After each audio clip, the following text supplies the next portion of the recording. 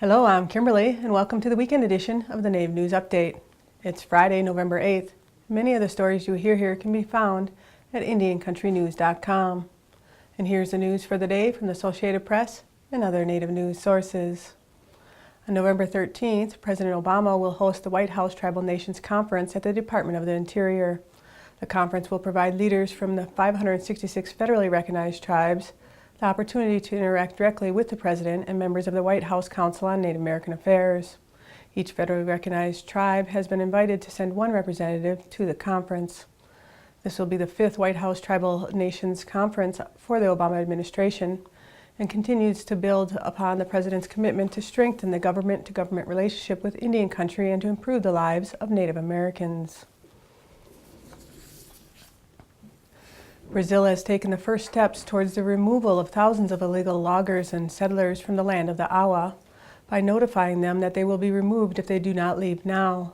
The Brazilian government's Indian Affairs Department is advising settlers who have illegally cleared rainforest for farming not to plant new crops, as they will have to leave before the next harvest. The Awa are one of Brazil's last nomadic tribes. They have been driven to the brink of extinction as waves of illegal loggers, settlers, and ranchers have flooded their land since the 1970s. Evicting the illegal invaders is becoming increasingly urgent as the rainy season will start in December, making it almost impossible for the government's ground teams to carry out the evictions. As news of the imminent evictions is spreading, ranchers and loggers are staging protests against their removal and calling for the Awa's land to lose its status as an indigenous territory. Some claim that the Awa do not exist. Montana Governor Steve Bullock announced on November 6th the award of $2 million to Montana's tribal governments for language preservation efforts through the Montana Indian Language Preservation Pilot Program. The program was created to support the efforts of Montana tribes to preserve Indian languages in the form of spoken, written, and/or sign language, and to assist the preservation and curricular goals of the Montana's Indian Education for All program. The pilot project fund of $2 million has been split between all of the tribal governments for projects approved through the advisory boards and the STED Commission. Tribal governments and their local program advisory boards will have until September 15, 2014 to complete their language preservation projects, at which time they will submit tangible products produced with the language preservation funds to the Montana Historical Society for archival purposes. A ceremony in Washington, D.C. later this month will honor Native American code talkers for their services during World War I and II. South Dakota's congressional delegation says code talkers from 8 South Dakota tribes will be recognized as part of the Congressional Gold Medal ceremony November 20th that will involve 33 tribes from around the country.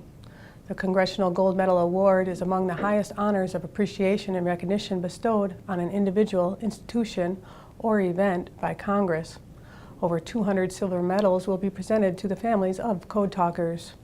The American military's use of Native American code talkers goes back to October of 1918. Because of the innovative communications used by the code talkers were based on native languages and not mathematical progressions nor machine-based code, enemy forces were unable to exploit Allied exchanges for the length of the wars. A new $1 million grant will strengthen Northern Arizona University's role as a leader in educating American Indian K-12 principals to work in American Indian schools across the nation. The grant from the U.S. Department of Education supports a 4-year project to increase the number of well-trained American Indian K-12 principals for schools serving Indian students. The objective of the Principal Certificate Program is to add 25 K-12 principals by 2017. The program is open to qualifying American Indian teachers who have taught for at least 3 years under a standard teaching certificate and are affiliated with a K-12 grade school. Through the program, the teachers will have their college tuition and associated fees paid. Classes will be provided through NAU's online systems as a part-time program, with 1 class taken per semester for 3.5 years, enabling the participants to keep their jobs.